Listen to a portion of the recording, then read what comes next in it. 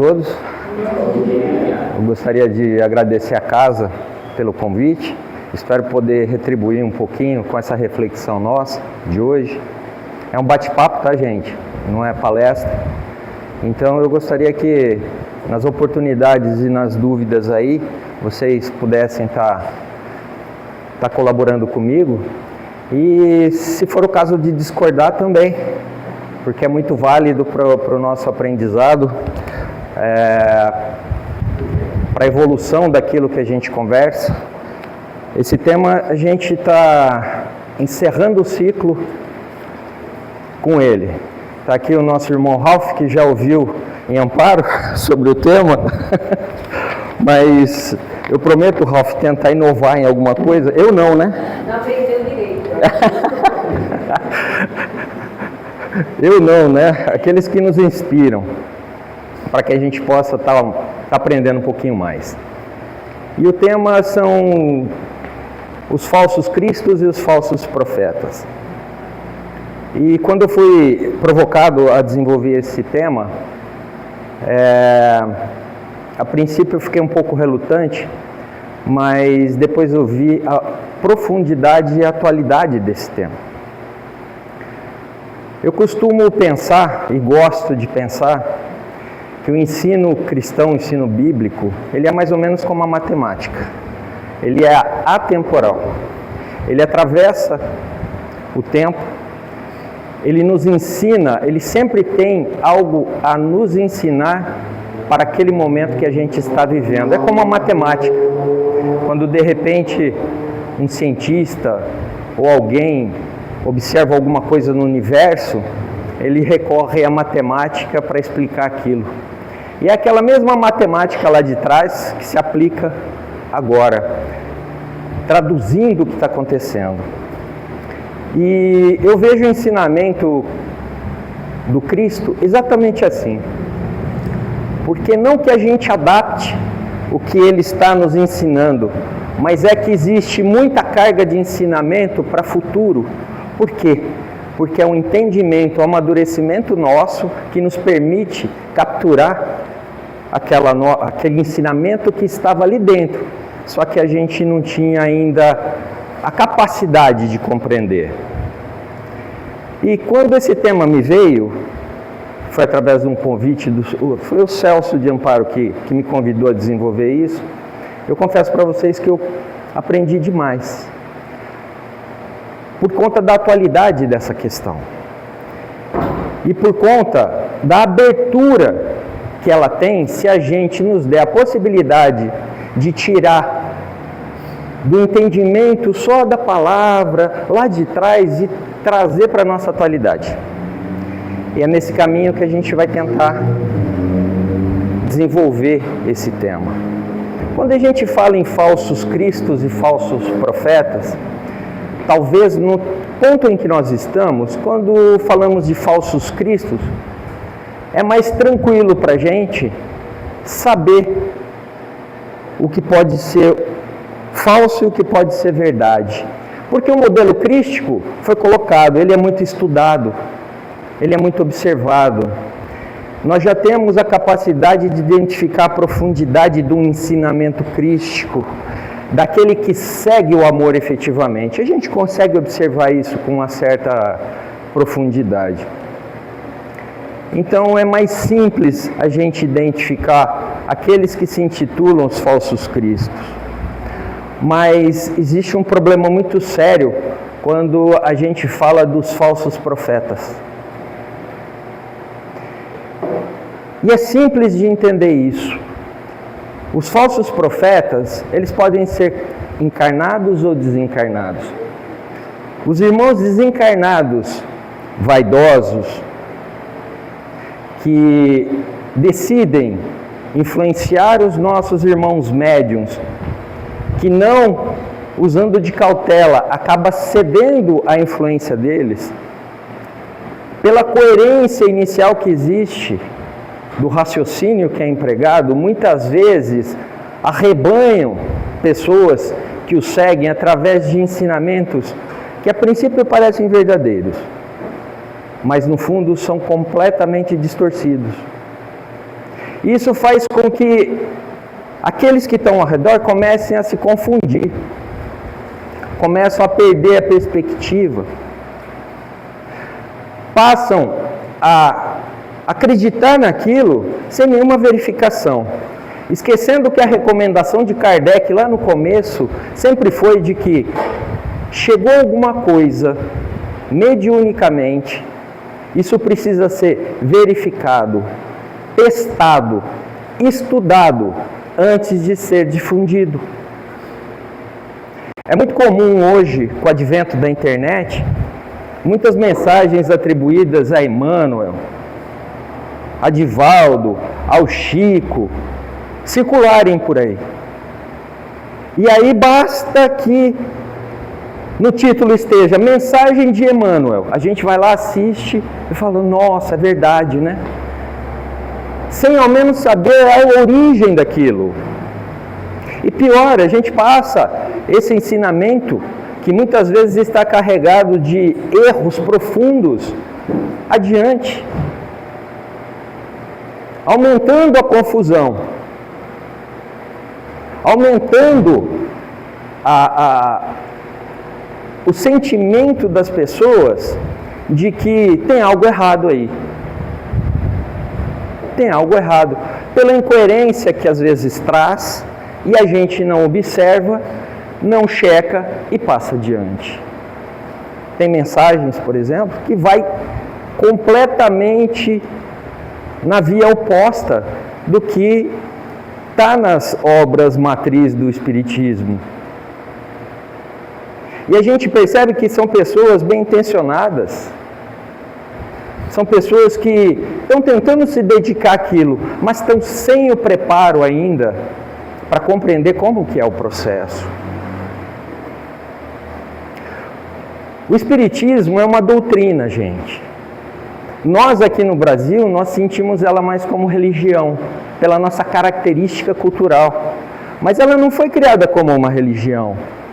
Ela não foi criada como a ideia de pertencimento religioso. Ela foi criada como a ideia de exploração e desenvolvimento, primeiro científico, segundo filosófico e terceiro de evolução moral. E é aí que entra a religião. Porque qual que é o principal mecanismo de construção moral do ser humano? Deveria ser a filosofia, seus estudos e seus propósitos. Mas nós estamos um pouco distante dessa filosofia que nos poderia induzir a melhora moral. Aí entra a religião. Porque é a religião que traz a maior carga de pensamento para a evolução moral. Mas a doutrina espírita, o que ela espera, quando ela foi trazida para nós, humanidade, o que se espera da doutrina espírita? Se espera um esclarecimento efetivo, verdadeiro através do estudo. Nós chegamos num momento, gente, e a gente precisa entender isso profundamente. Nós estamos numa fase de transição, e não é uma transição simples, de época, numa sequência.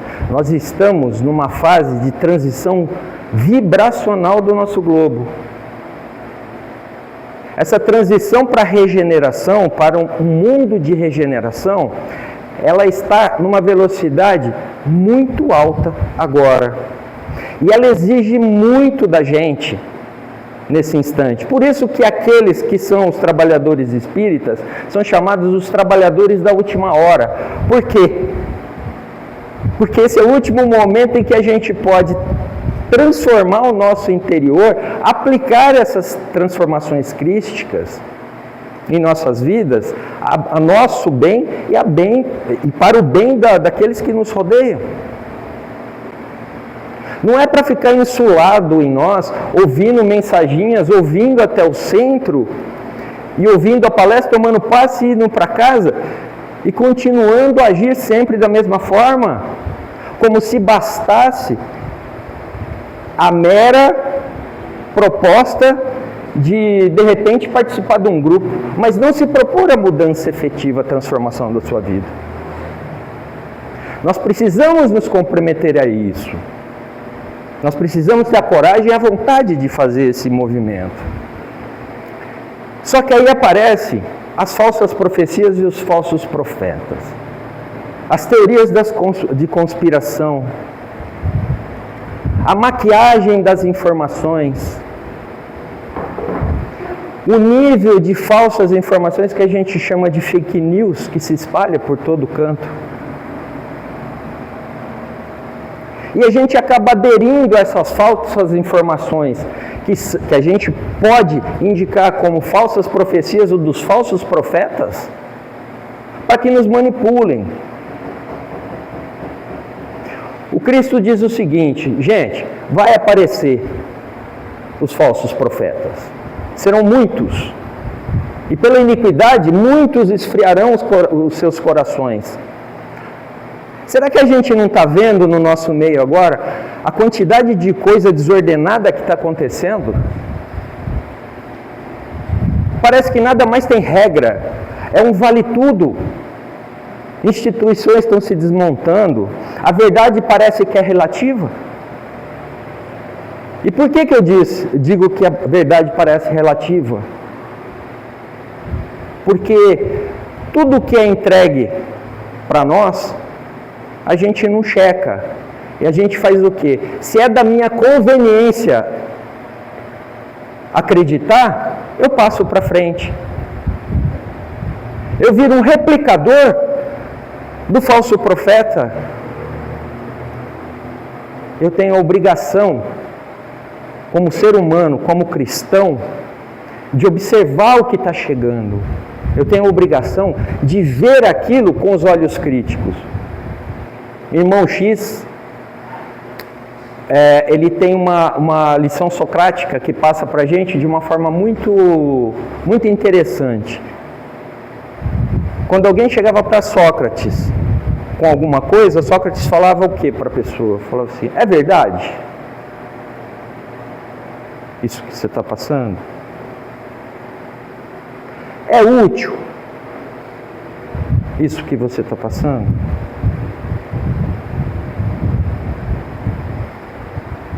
Sócrates trazia esse questionamento, tem mais um questionamento ainda que eu estou tentando lembrar. Oi, se é bom. São os 3 filtros de Sócrates. Oi? Os 3 crivos. Os crivos, os filtros. Que a gente precisa utilizar para que a gente observe se eu devo ou não passar aquilo para frente. Mas nós não entendemos ainda que a gente vive muito um mundo de vaidade interior.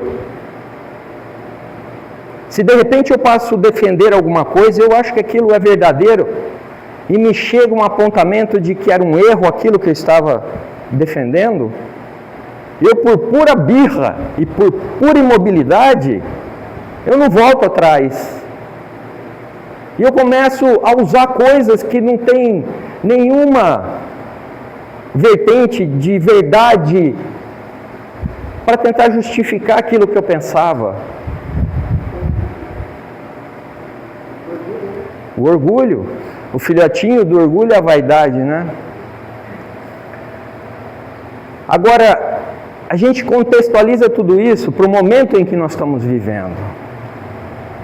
Há 20 anos atrás, a informação ela era restrita, ela se transferia de forma lenta. Se dava tempo para as pessoas pensarem, depois ver se ia falar. Hoje não, hoje a informação chega na velocidade da luz. Algo que acontece agora aqui pode se espalhar pelo mundo em segundos. Segundos. E nós não nos damos conta de que essa velocidade, ela pode ser muito prejudicial à nossa existência como cristão, como sociedade, para a nossa qualidade de vida. Portanto, é extremamente prudente que nós entendamos que as falsas profecias, elas não são só as coisas grandiosas, mas as coisas que são capazes de arregimentar pessoas em determinada direção. Televisão, jornalista, tudo isso é profeta. Todas essas coisas, todas as formas pelas quais são transmitidas as informações, são os veículos proféticos da atualidade. Todas. E nós precisamos entender dentro disso que aquilo que eu interpreto como sendo verdade quando ouço alguma coisa, nada mais é que algo que eu estou criando, gente, dentro da minha cabeça. O mesmo fato, eu já repeti isso diversas vezes aqui, em todos os lugares que eu vou, porque a cada dia mais eu tenho que me convencer disso. Mas aquilo que eu chamo de realidade nada mais é que uma ficção que o meu cérebro está criando do meio. Portanto, eu dizer que eu tenho a verdade sobre algo é perigoso, se não tiver os fundamentos do ensinamento e da verdade por trás. Porque o que eu acho é só o que eu acho. Se não tiver nada que sustente, que prove que aquilo tem sentido real, é só um achismo. E ainda que tenha a verdade por trás, eu tenho que tomar o cuidado porque eu estou interpretando isso. Vocês compreendem? Portanto, e esse é um exercício diário, quando eu ouço alguém falando e pensando diferente de mim, eu tenho que pensar logo o contrário. Nossa, essa pessoa pensa exatamente a mesma coisa de mim, porque eu penso diferente dela. E quem que está com a verdade? Ele com a parcela dele e eu com a minha parcela. Uma parcela e não com a verdade inteira. Compreendem? Daí parte o respeito. Todo aquele que passa a transmitir alguma informação, ele de alguma forma ele acredita naquilo. E ele tem as razões dele para acreditar naquilo. Mas nem todos estão dispostos ao diálogo. Compreendem isso? E daí surgem os conflitos. São as falsas profecias preenchendo a cabeça e o coração de cada um de nós. E qual que é o âmago, o conteúdo, a profundidade da falsa profecia? Ela pode parecer no início algo bom, algo bonito, algo racional. A princípio pode parecer e vai enganar muitos. Inclusive Cristo falava que poderia enganar os próprios apóstolos dele, se não tomassem cuidado, para se ter um nível que isso pode engajar. Entretanto, ele diria: olhe os frutos. Uma árvore ruim gera frutos bons? Portanto, como que eu identifico se aquilo que está chegando é bom ou ruim? Através dos seus frutos. E quais são os frutos? Se a informação que está chegando, ela está chegando para dividir, ela está chegando com preconceito, ela está chegando com divisão, com amargor de fundo, com retaliação, vocês podem correr, mas corre forte. Corre forte. Porque ali está uma falsa profecia.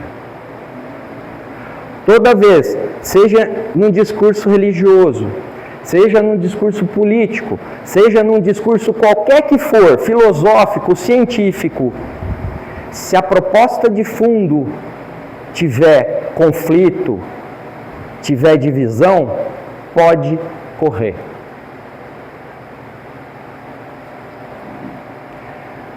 Porque Cristo dizia o quê? Gente, a gente tem que trabalhar no amor. Nós somos irmãos. Nós estamos aqui como filhos do mesmo Pai. Aonde que está a divisão? Onde que está a proposta de conflito aí entre nós? Se nós somos irmãos. Se Deus efetivamente é o Pai de todos nós. E se a gente deve agir no amor, aonde que se instala o conflito? Aí. Não existe. Muito pelo contrário, é a reconciliação. E aqui vamos estabelecer o seguinte: quando a gente fala amor, para o nosso nível de entendimento, a gente deve compreender que amor não é um sentimento, gente. Não é um sentimento. Tá bom? Amor é a minha disponibilidade em praticar em razão do outro o bem, independente de quem seja. Você fala assim, mas até aquele que me faz mal,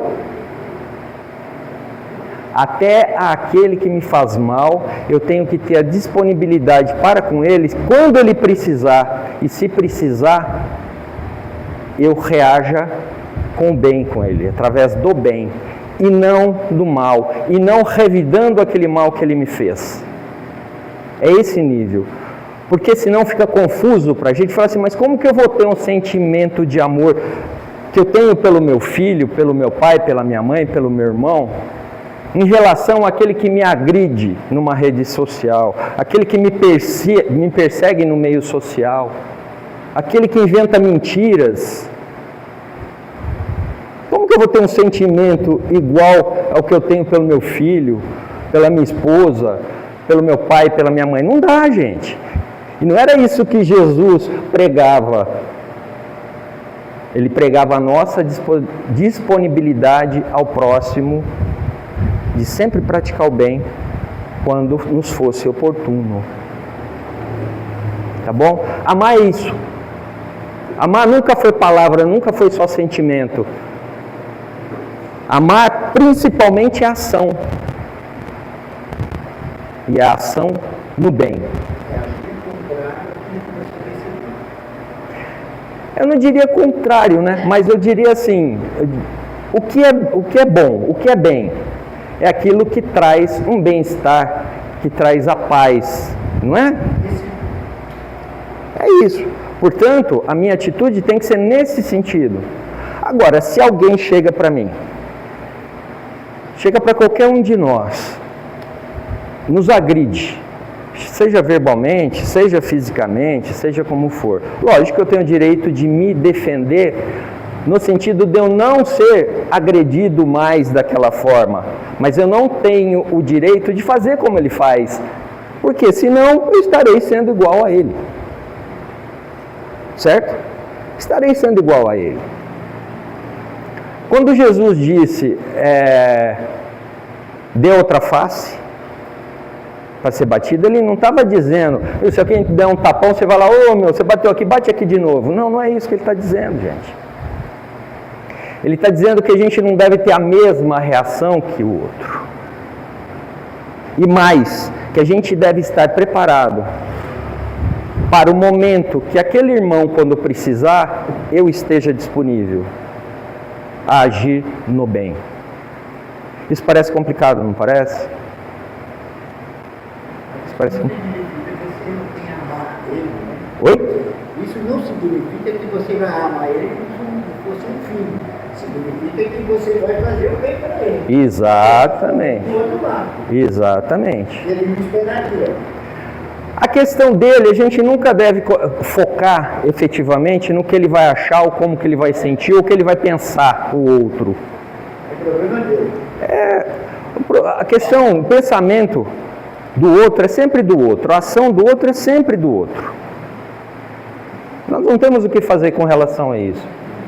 Nós temos o que fazer com relação ao que nós vamos fazer. Isso tem que estar sob o nosso total controle. Total, gente. Isso parece tão difícil pela forma com que nós somos formados.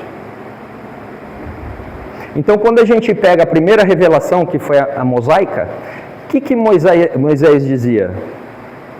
Olho por olho, dente por dente. Muitos de nós falam assim, Moisés fala que eu sou do time de Moisés ainda. Então, vou me justificar lá, né? Como nós somos espíritos imortais, nós vivemos na época de Moisés, gente. Ah, eu não vivi não, vivemos. Nós tivemos contato com aquilo está marcado no nosso conhecimento, que é o registro acástico, que chama. Ele está lá dentro de nós. Só que a gente teve esse conhecimento remodelado pela segunda revelação, que foi o Cristo. O Cristo mudou. Posso não ter estado lá, mas estava num planeta mais atrasado. Não, estava lá sim. A gente estava lá sim. A gente passou, ele não dá saltos, a nossa evolução não dá saltos, a gente passou por ali. Veio Cristo. Cristo falou, gente, vocês precisam compreender que a lei mosaica era uma lei de contenção de uma sociedade extremamente violenta, racista, misógina. Tinha uma lei, tinha que ser muito pancado para o ser humano dar uma segurada. Então, foi a época da lei. Se dobre a lei, se dobre a Deus. Senão Deus castiga. Deus está lá te olhando. Se você pisar na bola, você está ferrado. Vamos dizer que... Quem de nós não pensa assim de vez em quando? Então, só 3.600 anos atrás, né? Quem de nós que não pensa assim de vez em quando, ou sempre? Olha como esse ensinamento está arraigado na gente. E há 2.000 anos, mais 2.000 anos, Cristo nos diz, gente, aquilo era para outro momento. Para esse momento agora, é a lei do amor. É a ação no bem. E o tempo de nós entendermos isso, para continuarmos aqui nessa frequência da Terra, para onde ela está indo, depende da gente se efetivamente mudar. Eu costumo brincar com o seguinte, nós vamos chegar numa época de teste de fogo para aquilo que a gente diz que aprendeu efetivamente, que é o momento da política. É o teste de fogo. Porque parece, carnaval e política, parece que a gente tem direito a licença e férias religiosas.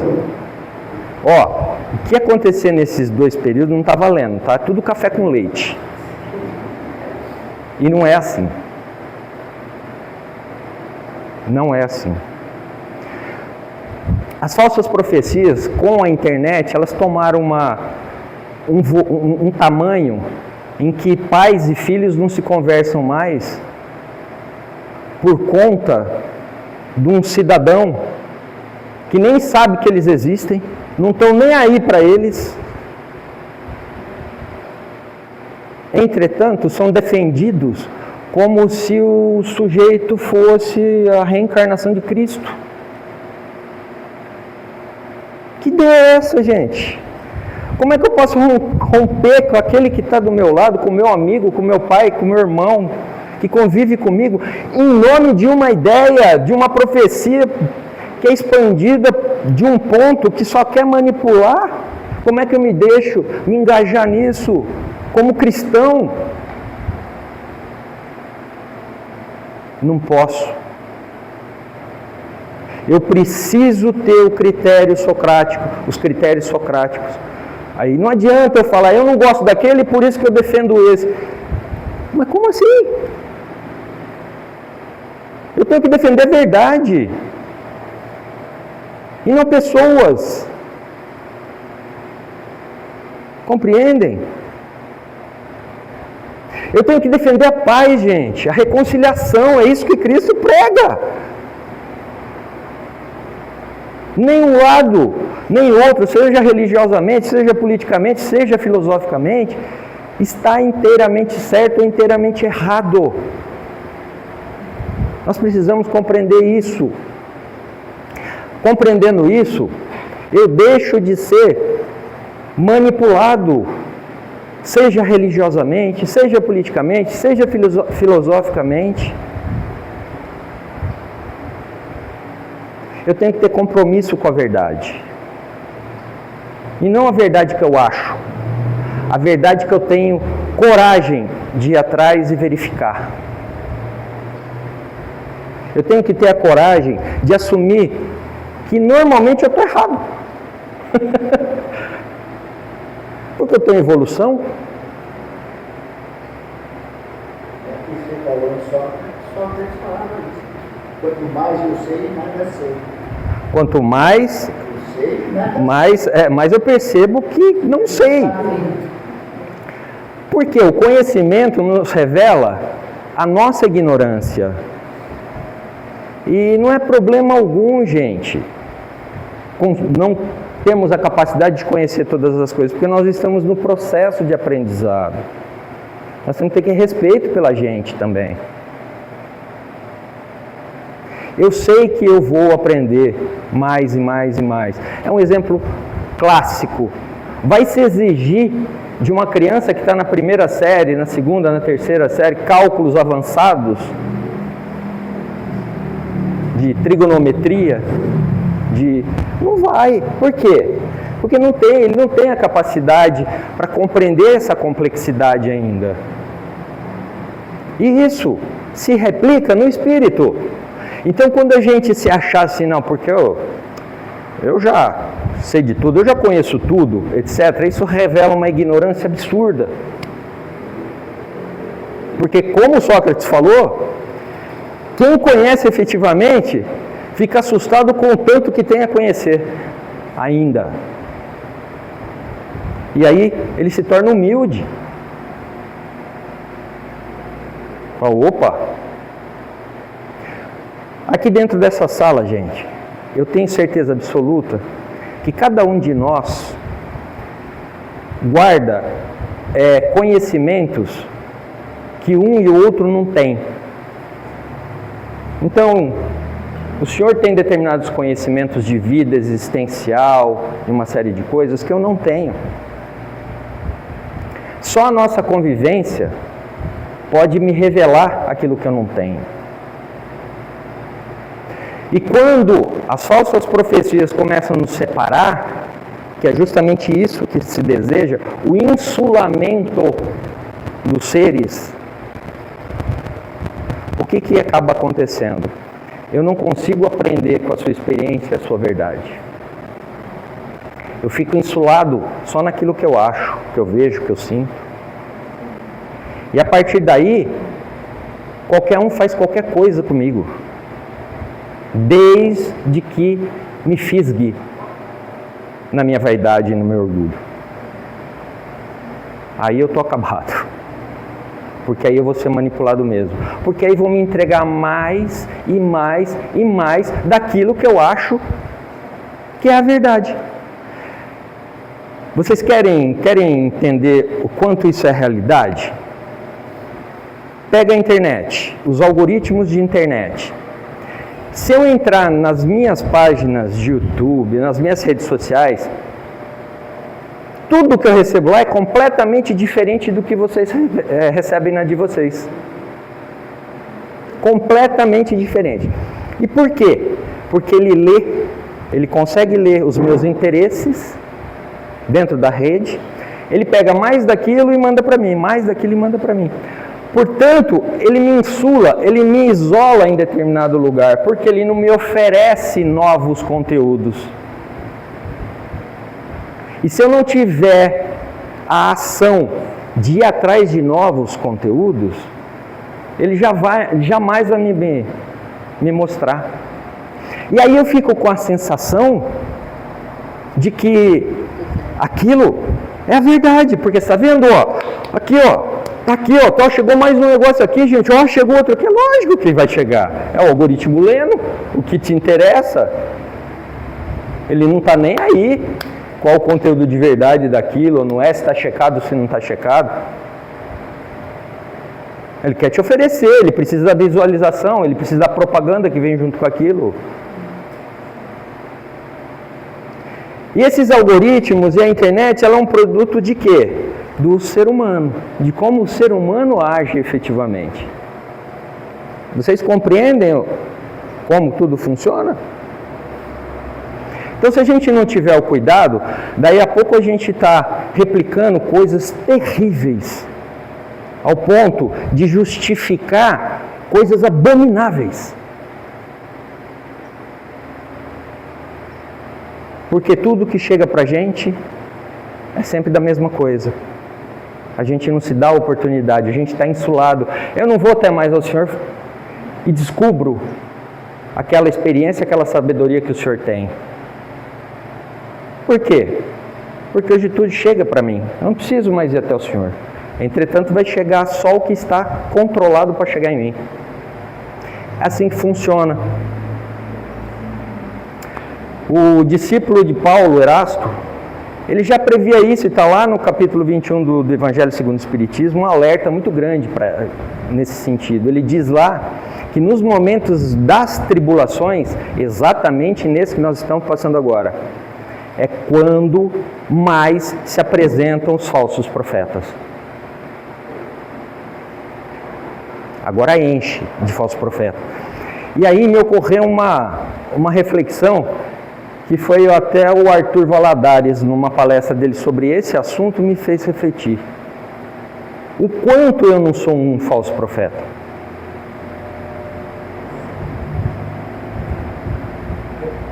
Né? E ele vai mais fundo. Ele diz o seguinte: às vezes a gente acha que o repassar uma determinada postagem é uma coisa banal, inocente. Não, porque cada vez que eu replico algo, aquilo se espalha feito fogo no mato seco. Às vezes, de uma replicação minha, milhares de pessoas, depois de horas, já estão tendo contato com aquilo. Ah, mas eu só passei no meu grupo de família. E o seu grupo de família passou para os grupos de família, das famílias, dos amigos, dos primos, dos tios, do avô, daquele que não se conhecia, do meu amigo só de internet. Em questão de horas, para não falar em minutos, milhares de pessoas estão vendo aquilo que eu repliquei de uma forma inocente, sem verificar conteúdo, né? Sem ver se era útil, sem ver se era verdade, sem ver se era bom. Bom eu sabia, né? Se era bom ou mal eu sabia. É que na verdade muitas vezes a gente se faz de tolo, de sonso, porque nos interessa que aquilo vá adiante, independente do seu conteúdo. E Erasto batia nesse ponto, é nesse momento em que os falsos profetas, nesse momento que nós estamos passando hoje, se replicam de forma vertiginosa. E nós temos um compromisso como conhecedores de uma parcela da verdade talvez um pouco mais profunda. A gente não deve se engajar a essas coisas. A gente precisa ter discernimento. A gente precisa ser o bombeiro, gente, não o querosene da coisa. Vocês compreendem o que eu estou falando? E aí eu só consigo verificar o que eu estou sendo se eu fizer um exame de consciência. E qual é o exame de consciência? É o que Santo Agostinho ensina. Chega o final do dia e observa quais foram as nossas palavras, pensamentos e ações naquele dia. Faz uma análise. Fala, mas dá uma vergonha, chega no final do dia. Quando começa a pensar as coisas que aconteceram, como reagir, o que eu pensei, né? Quantos eu matei na minha cabeça hoje. Vocês percebem o quanto a gente é assassino? A gente degola as pessoas aqui dentro. engendra meios, um acidente, o avião caindo e ele dentro do avião, coisas desse gênero, assim. E qual que é a diferença entre pensar e desejar isso e efetivamente fazer?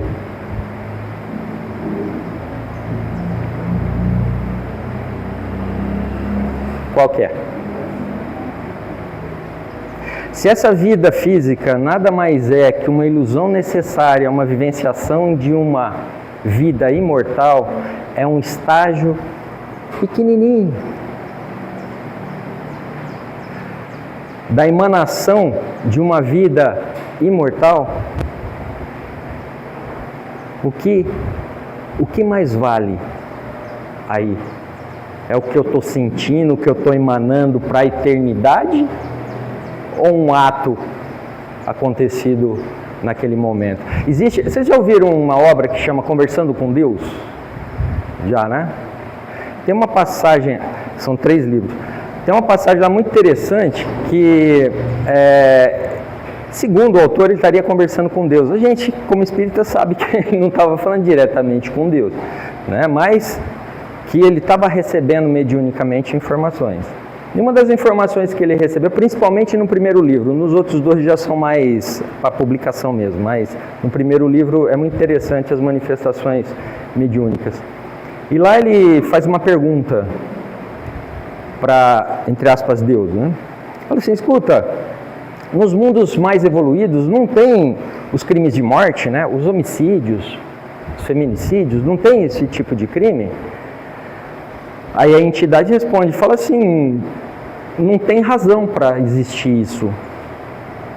Eu falei assim, mas como assim não tem razão? É todo mundo bonzinho lá? Ele falou, não, é que o nível de evolução já está em determinado ponto, em que se o outro ser perceber que um irmão vai tentar tirar a vida dele, ele fala, não faça isso. Espera aí, eu vou abandonar esse corpo aqui, e aí você faz o que você quiser dele. Mas não vá criar um problema terrível para você. Percebe a profundidade disso ou não? Porque nos níveis mais evoluídos, já se tem a plena noção que o corpo físico daquele momento é só uma casa, uma morada provisória para uma experiência. O que eu sou efetivamente não é o corpo físico. É a minha consciência. E a consciência não é o cérebro. É o espírito. Aí eu fui longe demais, né? Não, porque tem gente olhando pra mim assim, sabe aqueles cachorrinhos que vai ouvindo uma música e vai torcendo a cabeça? Do que ele tá falando? Está errado. Jesus não falou que ia mandar De verdade? o que é o Espírito? É a verdade, ele falava que nós não conhecíamos. O espírito é o sopro de conhecimento, que é o espírito, né? Mas enfim, mas tem muita... Eu sou um Espírito. Mas nós espíritos, a gente se assusta com a ideia de que a gente é um espírito. E a gente sempre fala, meu Espírito. Não, eu Espírito. E a gente vive se confundindo com o nosso corpo, não é? O corpo é extremamente importante para a nossa experiência causal aqui agora, gente. É o veículo, né? É o veículo. É extremamente importante. Só o fato de falar dele. Eu costumo brincar. Depende do combustível que você coloca, né? Você sabe uma forma... exatamente, é o combustível que te alimenta. Eu costumo brincar comigo mesmo com o seguinte pensamento. Às vezes me vem na cabeça e fala assim, mas o que é valioso efetivamente nessa vida? Né? E partindo do pressuposto de que nós somos espíritos e o corpo é mera passagem de experiência, portanto, se o corpo fosse o centro, a importância disso tudo, depois da morte eu levaria ele. Portanto, o que é importante efetivamente é só aquilo que a gente é capaz de levar depois que a gente desencarna. Parece papo de comunista, né? Acontece que é a realidade, nós já sabendo e comprovado que a vida espiritual, que é a consciência que fica e segue, e o que é material é simplesmente para uma experiência momentânea, e não o contrário, isso me revela coisas poderosas na minha vida. Por isso que o Cristo falava: aonde que está o teu tesouro? Aonde o seu coração estiver. Se meu coração estiver ligado às coisas materiais, efetivamente, não a utilidade da matéria, tá certo, gente?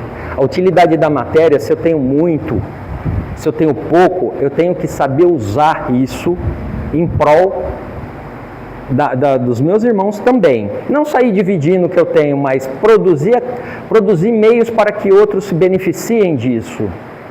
É a utilidade da matéria, tá?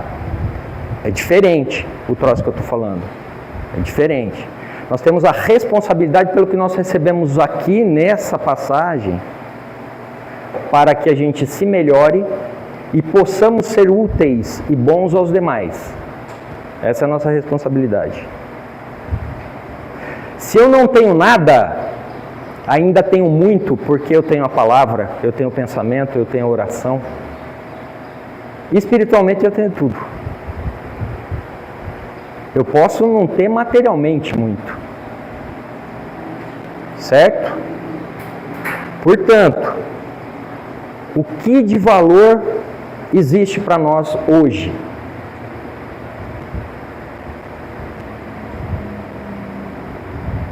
O que tem valor para mim hoje?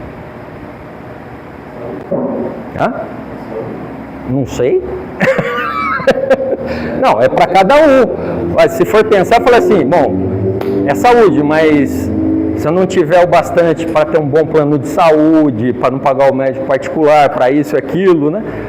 Entende? Aí já deixa de ser a saúde, faça seu meio. É onde o coração da gente está. Se o coração da gente está na paz, está na harmonia, se o coração da gente está no produzir o bem, se o coração da gente está no fazer o bem, está tudo certo, gente. Está tudo certo, porque o que eu tiver ao meu redor, eu vou usar nesse sentido. Vocês entendem? Agora, se eu tiver no apego, se eu tiver na ganância, se eu tiver tudo, vai estar nesse sentido. Tudo. E só para a gente encerrar, gente, a gente tem que tomar muito cuidado com o que chega até a gente, da forma com que chega, porque muitas vezes é conveniente. A gente tem aquele, né, diabinho que fica falando do lado e o anjinho, né? Do lado de cá a orelha já está até gasta com o diabinho, né? Tanto que a gente do lado de cá eu falo, não, depois eu te escuto. O diabinho, ele tem uma vontade de ouvir o danado, que é uma coisa incrível, de buscar ali o que reforça o que a gente pensa, né? Dentro disso a gente precisa compreender. Isso que eu vou falar é um pouco forte, gente, mas não tem outro jeito de falar. É assim: o que eu penso do outro é o que eu sou. Vou repetir para vocês. O que eu penso do outro é o que eu sou. Por quê? Eu não sou capaz de achar nada que eu não tenha dentro de mim. O que não está dentro de mim não existe para mim. Portanto, se eu olho para alguém e julgo alguém em determinado sentido, eu estou cheio daquilo que eu estou julgando. Se eu falo determinadas coisas, eu estou cheio daquilo que eu estou falando. Portanto, quando eu revelo alguma coisa do outro, eu estou me revelando. E isso não é papo filosófico não, tá, gente? Isso é estudo científico. O psicólogo pode explicar melhor do que eu. Nós temos psicólogos aqui, não? Não? Psicólogos podem explicar direitinho como é esse processo. O psiquiatra vai explicar certinho esse processo. Como que é. Portanto, a nossa responsabilidade, primeiro, é com nós mesmos para a gente se transformar. Usar os critérios socráticos para filtrar o mundo que vai chegar até mim. Para filtrar. Mas, para eu compreender que eu não tenho a verdade absoluta. Cada um de vocês tem uma parcela dela. E eu tenho a minha parcela que eu entendo como verdade. Das coisas que eu vejo, do dia a dia. Portanto, ninguém tem razão. Olha que incrível, né? Quando eu falo, você não tem razão, eu estou cometendo um erro absurdo. Eu só estou revelando o que eu não tenho dentro de mim, que é a falta de razão também, né? O que nós temos são experiências individuais que devem ser trocadas com respeito. Pode ter aspectos de relacionamento que eu só vou conseguir perceber me relacionando. E não ficando no meu mundo, me insulando. Tá bem? Gente, tem 5 minutinhos para a gente fazer alguma reflexão em cima. Vocês gostariam de fazer pontuar alguma coisa, comentar alguma coisa, discordar de algo? Pode ficar à vontade. Ficou muito claro tudo? Ficou nada, né, Ralf? Esse pessoal é mentiroso, tá vendo?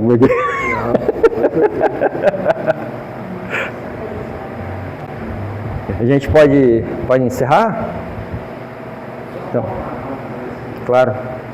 O Pequeno Príncipe, você sabe que é uma autor, ele disse que a única coisa que pode ser vivido idealmente é o amor. A única coisa.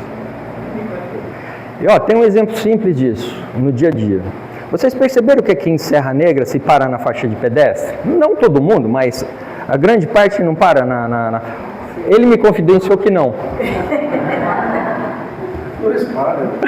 Para, agora você está parando, né? Mas vocês perceberam isso já? Que aqui é um dos lugares onde se para na faixa de pedestre. Isso nem sempre foi assim. Foram algumas pessoas que começaram a fazer isso e as outras passaram a fazer também. Aí cai no que o senhor falou. Nós somos capazes de entender o que é certo, o que é bom. Quando eu paro numa faixa de pedestre, eu estou me preocupando com a segurança do outro. Eu estou sendo empático. Eu estou sendo amoroso. Olha como o amor se revela nas pequenas coisas.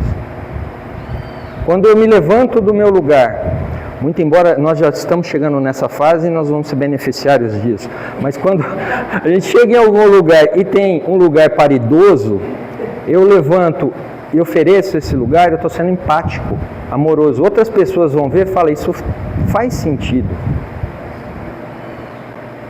Quando eu dou a vez para uma pessoa, para uma mulher que está grávida ou com uma criança de colo, ter um serviço prioritário, ninguém vai me criticar por conta disso.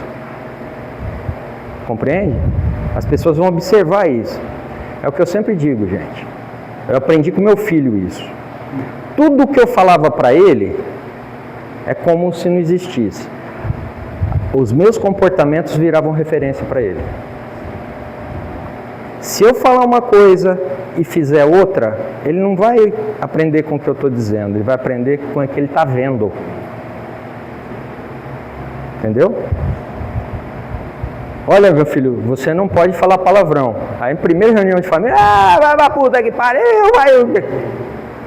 Aí ele olha e fala, mas peraí. Então pode. Aquilo era só uma palavra. Ele aprendeu com Paulo. Oi? Ele aprendeu com Paulo. Nem tudo me convém. Então essa é a reflexão do amor, tá, gente? O amor se expande, entende? que é uma série de coisas. Amor é empatia, amor é respeito. Quando eu fico em silêncio diante de uma consideração da qual eu discordo profundamente e não entro para o confronto, isso é amor. É a prática do amor. Porque eu estou evitando conflito. Segundo, eu não estou ficando quieto porque eu acho que a outra pessoa só fala asneira, mas porque eu tenho que pensar sobre o que ela está falando. Eu não estou com capacidade de discernir sobre aquilo naquele momento. Então eu preciso ter esse silêncio para que eu não gere o conflito muitas vezes. Para depois não passar vergonha de ver que eu estava errado e discordei daquilo que estava certo. Então são nas pequenas coisas. É como eu trato aquela pessoa que está pedindo algo no semáforo. É como eu verbalizo as coisas para quem trabalha comigo. É como eu reajo a ataques que eventualmente eu recebo. Então essa é uma composição de coisas que vivenciam o amor e as pessoas aprendem uma com as outras, mas pela ação. Vamos fazer uma oração de encerramento?